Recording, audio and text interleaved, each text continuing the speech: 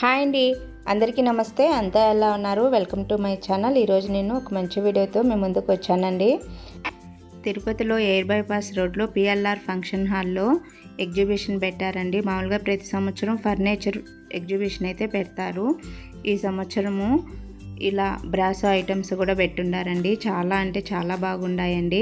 మనం మామూలుగా ఇంటికి డెకరేట్ ఐటమ్స్గా తీసుకోవటానికైతే ఈ బ్రాసో ఐటమ్స్ చాలా బాగున్నాయండి. పెద్ద పెద్ద విగ్రహాలు, అలానే ఈ నటరాజ స్వామి విగ్రహాలు, తర్వాత వెంకటేశ్వర స్వామి విగ్రహాలు అన్నీ అయితే కూడా చాలా బాగున్నాయండి. మీకు ఎవరికన్నా కావాలంటే 4 days మాత్రమే ఉంటుందండి.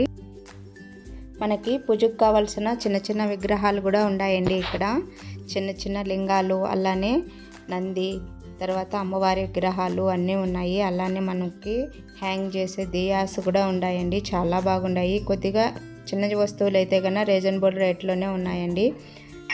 ఎగ్జిబిషన్ వచ్చి 4 days మాత్రమే ఉంటుందంటండి.